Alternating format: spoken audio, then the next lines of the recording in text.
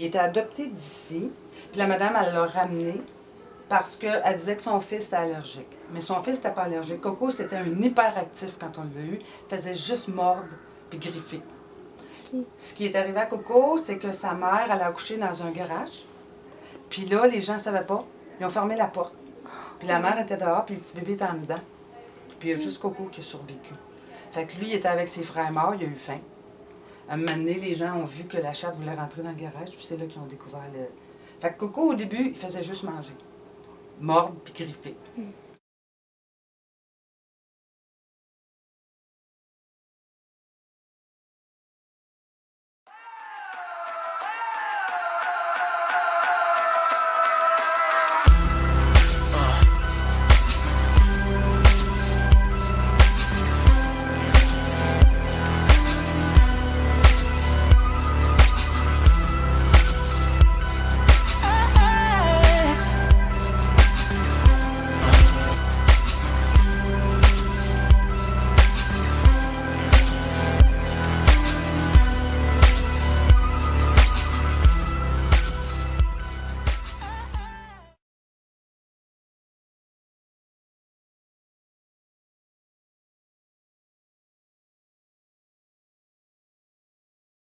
C'est un organisme à but non lucratif, donc dûment enregistré auprès de l'Agence du revenu du Canada, dont la mission est de recueillir les chats, de les soigner, les stériliser, les vacciner, aussi informer le public de l'importance de la stérilisation et vaccination des chats, et ensuite de les faire adopter afin qu'on puisse continuer notre mission, accueillir de nouveaux chats et que la roue tourne.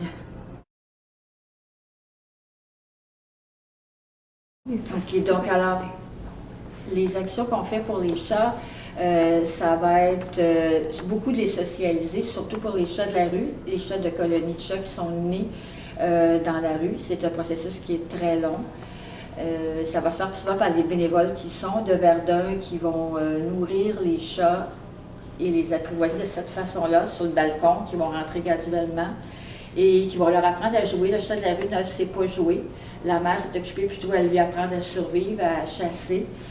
Et ensuite, une fois installé, il va apprendre à ronronner. C'est pas nous qui lui montrons, ça vient seul parce que le chat de la rue ne ronronne pas.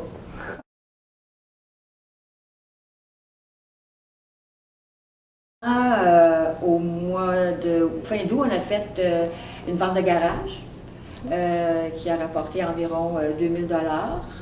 Ensuite, là, présentement, on fait un ramassage des bouteilles consignées, tous les contenants consignés, Québec, qui a remplissage unique. On a une bénévole qui ramasse ça et qui va les changer à l'épicerie, ça va nous faire des sous. Présentement, on a un autre bénévole qui travaille très fort sur le calendrier 2012. Alors, là, on a demandé aux anciens adoptants, on a envoyé des courriels pour qu'ils nous envoient des photos des chats qui ont adopté au refuge et qu'est-ce qu'ils sont devenus. Alors, on fait le calendrier avec ça, qui va sortir en novembre. Ça, c'est une des activités. On participe au Salon national des animaux les dernières années. On a ramassé des fonds là-bas par visibilité. Alors, c'est à peu près ça qu'on fait. C'est un exemple d'activité. On est ouverte à beaucoup d'idées. C'est sûr, c'est le temps, puisqu'on est tous des gens qui travaillent, on fait ça en dehors. Alors, on est ouverte aux nouvelles idées. S'il y a des gens qui ont des organisations pour lever de fonds, on est très ouvert. Alors, pour adopter un chat, ça se fait ou bien à travers les journées d'adoption, qui sont à peu près une fois par 2 semaines, ou aussi par téléphone, parce que nos chats sont sur le site Internet. Donc, on peut voir le caractère du chat. Le but, c'est de plaire au chat, que le chat soit mieux. Notre client, c'est le chat et c'est non pas l'être humain. Alors, on va choisir un chat en fonction des besoins aussi de l'être humain, c'est-à-dire si la personne a un bébé puis un autre chat, on doit avoir un chat qui va avec ces conditions-là. Alors, par exemple, il y a des chats qui ont été maltraités dans la rue et qui ont peur des enfants ou vont même être agressifs envers les enfants parce que pour eux autres, c'est l'ennemi. À ce moment-là, on ne le conseillera pas. Mais par contre, on a des chats qui sont plus sociables, qui viennent de familles qui ne peuvent plus garder leur chat, que ce soit pour raison d'allergie ou de voyage. Ah, il y a de tout, hein. Il y a des abandons, il y a des chats qu'on trouve dans la rue, mais c'est des appels qu'on reçoit ou c'est des courriels qu'on reçoit de gens qui voient que des chats sont en difficulté, soit qui sont blessés, soit qui manquent de nourriture, et puis nous,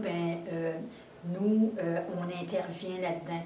Mais il y a aussi des personnes qui ne peuvent plus garder leur chat pour différentes causes. Et puis, nous, on peut les prendre en charge et les placer, et les replacer dans une autre famille d'adoption. Mon amour immense pour les animaux. Je ne suis pas capable de voir un animal mal pris dehors. Alors, c'est par hasard, en ayant sauvé un minou, que j'ai su que le refuge des chats de Verdun existait. Puis, c'est comme ça que je suis entrée au refuge. Alors, non seulement on se sent bien quand on sauve un animal, pour l'animal, mais on se sent bien pour nous.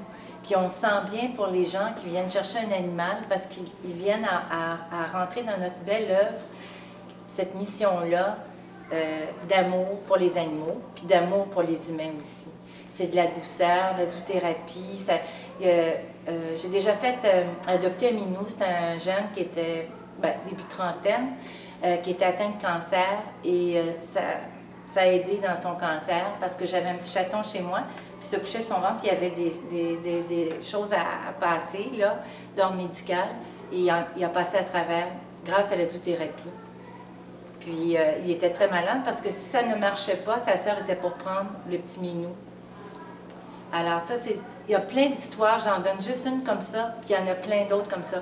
Mais tout ce qui nous unit ici, là, on est toutes des personnes avec des tempéraments différents, mais c'est l'amour profond pour les animaux. Puis malheureusement, c'est plutôt des chats qui errent, mais moi j'aime tous les animaux. Puis j'aime toutes les personnes qui aiment les animaux.